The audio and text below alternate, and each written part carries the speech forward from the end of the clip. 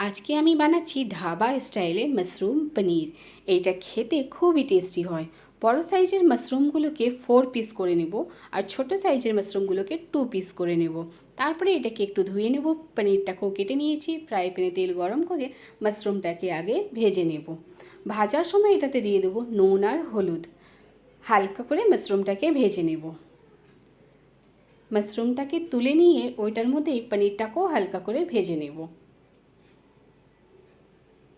এরপরে একটু তেল আরও দিয়ে জিরা ফোড়ন দিয়ে পেঁয়াজটাকেও ভেজে নেব। তখন দিয়ে দেবো অল্প চিনি আর পিষে রাখা মশলাটা দিয়ে দেবো। তারপরে কিচেনের বেসিক মশলা যেটা ওইটা দিয়ে দেবো আর দিয়ে দেবো নুন। ভালো করে মশলাটাকে ভেজে নিয়ে দিয়ে দেবো পরিমাণ মতন জল।